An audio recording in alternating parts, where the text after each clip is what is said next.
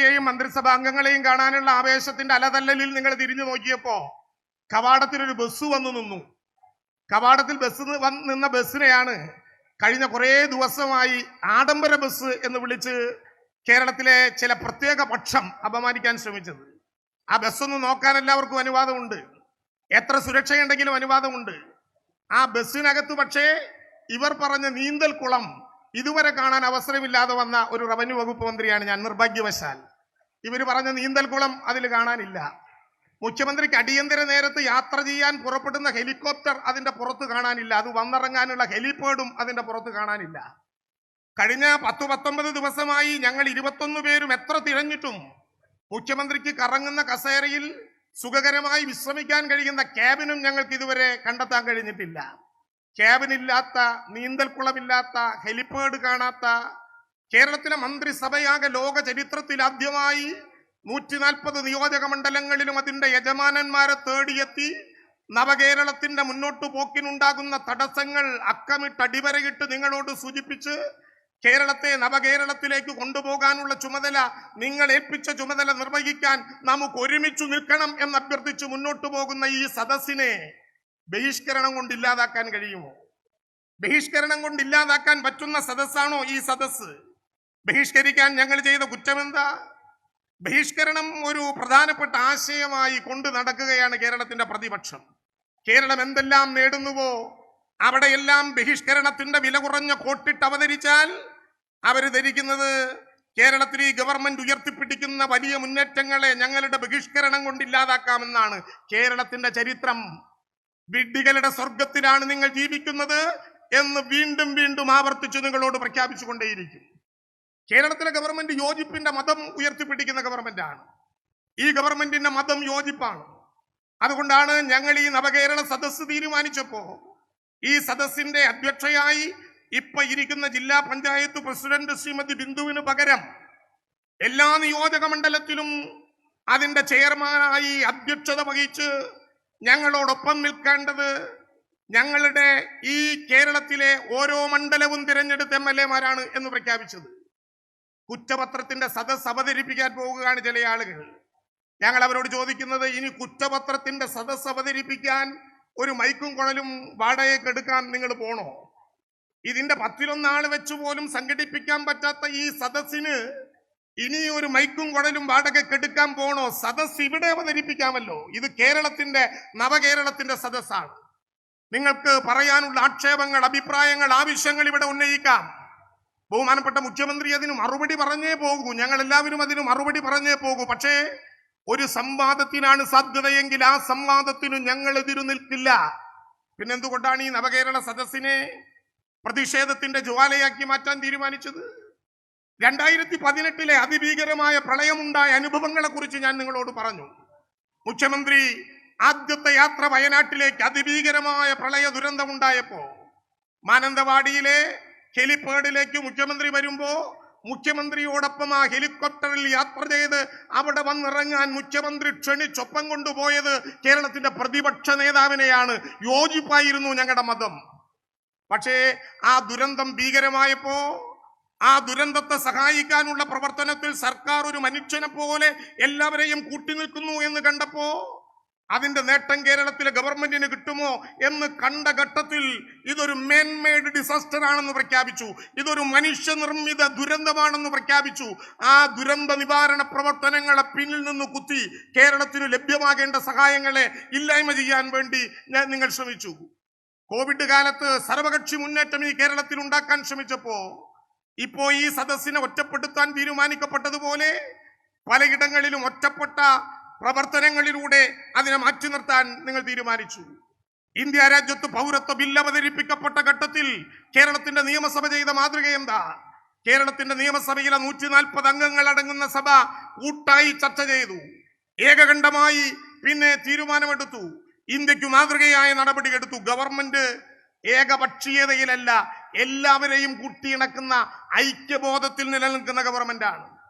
കേരളത്തിൽ സംഘടിപ്പിക്കപ്പെട്ട കേരളീയം നവംബർ 1 മുതൽ 7 വരെ 4000-ലേറെ കലാകാരന്മാർ ഉൾപ്പെടെ 10,000-കണക്കിന് മനുഷ്യർ ഒത്തുചേർന്ന കേരളീയം കേരളത്തിന്റെ ഇതുവരെയുള്ള ഇതപര്യന്തമുള്ള ചരിത്രത്തിലെ അത്ഭുതകരമായ മാറ്റത്തിന് വഴിവെച്ച കേരളീയം വരുന്ന കാലത്ത് ഷാർജ ഫെസ്റ്റിവലൊക്കെ പോലെ ലോകം കാണുന്ന ഒരു ഇവന്റായി മാറുന്ന കേരളീയം, ആ കേരളീയത്തിന്റെ രക്ഷാധികാരികളായി മുൻ കേരളത്തിന്റെ മുഖ്യമന്ത്രി എ കെ ആന്റണിയെയും കേരളത്തിന്റെ പ്രതിപക്ഷ നേതാവ് ശ്രീ വി ഡി സതീശനെയും നിശ്ചയിച്ചവരാണ് ഞങ്ങൾ.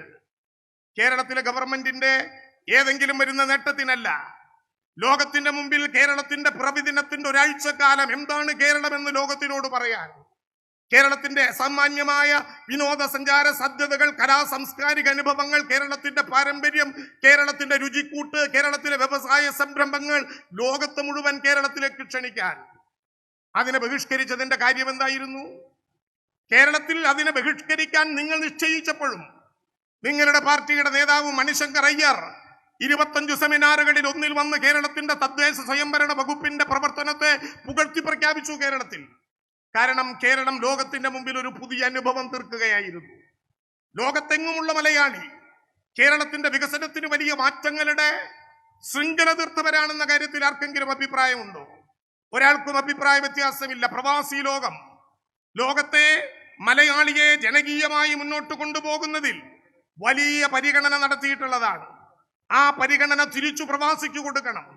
പ്രവാസി ലോകത്തവന്റെ ചോരയും കണ്ണീരും വിയർപ്പും വീണതിൽ നിന്ന് കിട്ടുന്ന സഹായങ്ങൾ, സമ്പാദ്യങ്ങൾ അവർ കൊണ്ടുവന്ന് നിക്ഷേപിക്കുന്ന നാടാണ് ഈ കേരളം.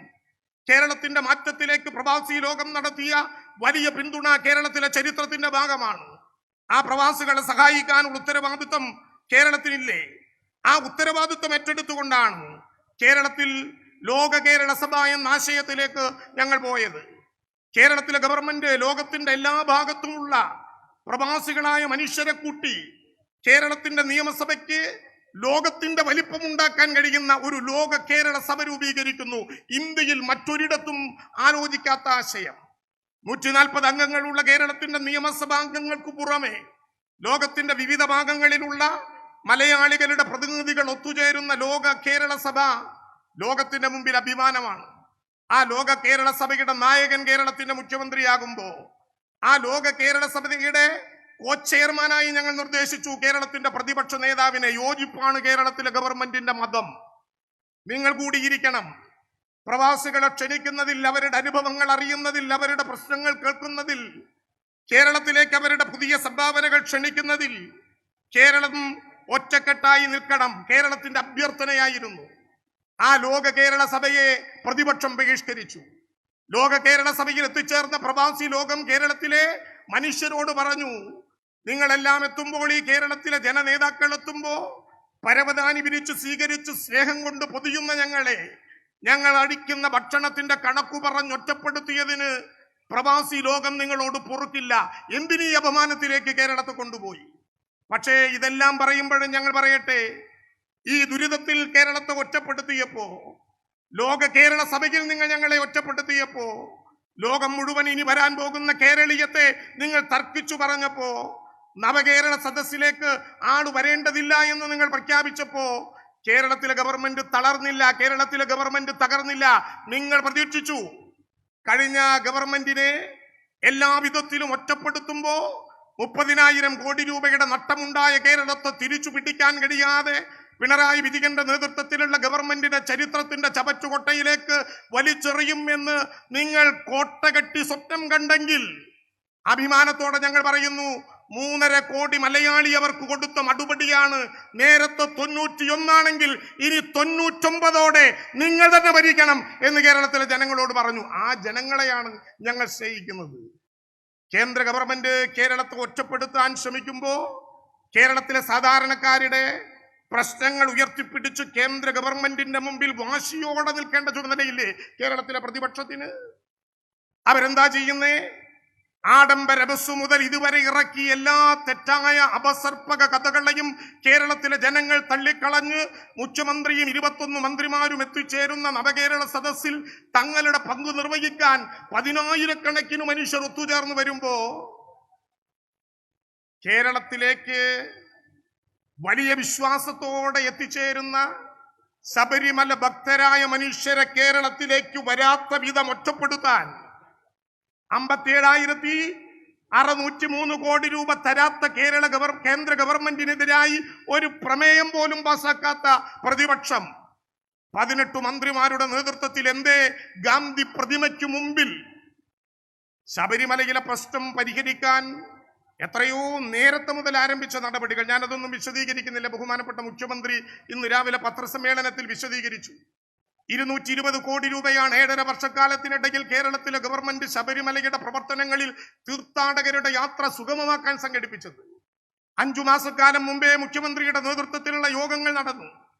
എല്ലാ വിധത്തിലും ശബരിമലയിൽ എത്തുന്ന തീർത്ഥാടകർക്ക് ആവശ്യമായ സൗകര്യങ്ങൾ ഒരുക്കി കൊടുക്കാൻ ബോധപൂർവം പരിശ്രമിച്ചു.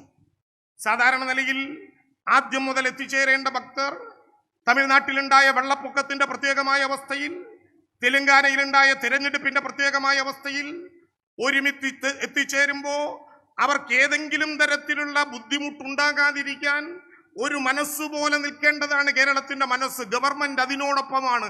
ഇന്ന് ബഹുമാനപ്പെട്ട ദേവസ്വം വകുപ്പ് മന്ത്രി ശ്രീ കെ രാധാകൃഷ്ണൻ നേരിട്ട് പോയി അവിടുത്തെ പ്രവർത്തനങ്ങൾക്ക് ആവശ്യമായ സഹായം ചെയ്തുകൊണ്ട് സർക്കാരിന്റെ പ്രവർത്തനങ്ങൾക്ക് നേതൃത്വപരമായ പങ്കുവഹിക്കുകയാണ്. അങ്ങനെ ഒരു ഘട്ടം വന്നാൽ ഒരുമിച്ചു നിന്ന് ഭക്തർക്ക് ഏതെങ്കിലും വിധത്തിലുള്ള ബുദ്ധിമുട്ടുണ്ട് എന്നു തന്നെ നിങ്ങൾ പറഞ്ഞാൽ അതിനെ പരിഹരിക്കാൻ ചുമതലപ്പെട്ട പ്രതിപക്ഷം നവകേരള സദസ്സിന്റെ ശോഭ കെടുത്താൻ നടത്തുന്ന വില കുറഞ്ഞ ശ്രമങ്ങൾ കേരളത്തിലേക്ക് എത്തിച്ചേരുന്ന ഭക്തരെ വഴിമാറ്റി വിടാനും കേരളത്തെ ഒറ്റപ്പെടുത്താനുള്ള നടപടികളുടെ കൂടി ഭാഗവുമാണ്.